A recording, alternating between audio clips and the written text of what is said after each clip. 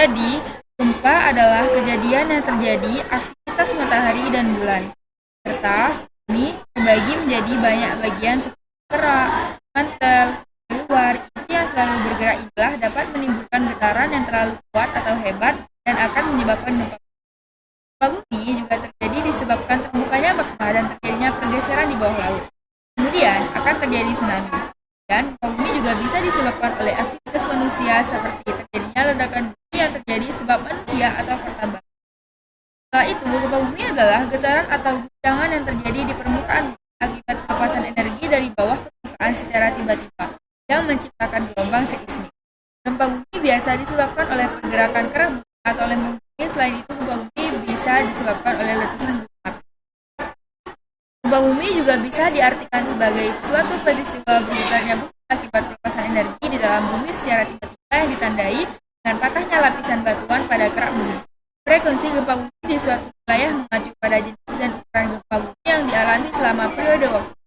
Gempa bumi diukur dengan menggunakan alat seismometer. Momen magnitudo adalah skala yang paling tinggi di mana gempa bumi terjadi untuk seluruh dunia. Skala Richter adalah skala yang dilaporkan oleh Observatorium Seismologi Nasional yang diukur pada skala besarnya lokal 5. Kedua skala yang sama selama rentang angka mereka.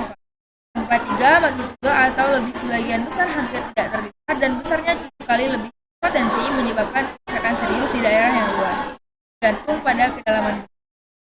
Jenis-jenis gempa bumi. Jenis-jenis gempa bumi dibedakan menjadi 2, yaitu berdasarkan penyebab dan kedalamannya. Berikut ini merupakan penjelasannya. A. Berdasarkan penyebab. Menurut penyebab terjadinya gempa bumi dibedakan menjadi 3 jenis. Yang pertama, gempa vulkanik. Yang kedua, gempa tektonik.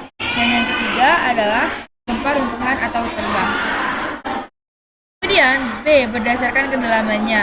Berdasarkan kedalamannya, jenis-jenis gempa bumi dibedakan menjadi 3, yaitu yang pertama gempa bumi dalam, yang kedua gempa bumi menengah, dan yang ketiga gempa bumi dangkal.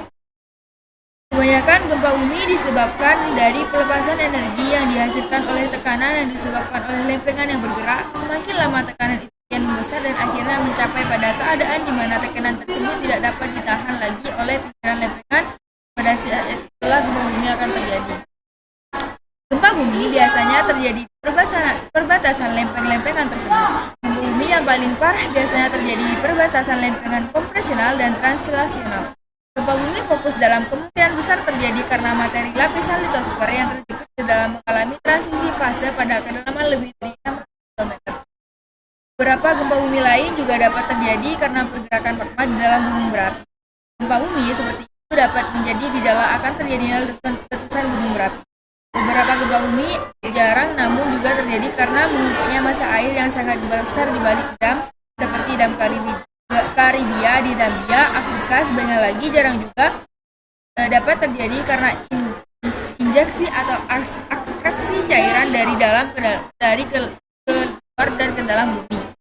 Contoh, pada beberapa pembangkit tenaga panas bumi di Rocky Mountain Arsenal terakhir juga dapat terjadi dari peledakan bahan peledak.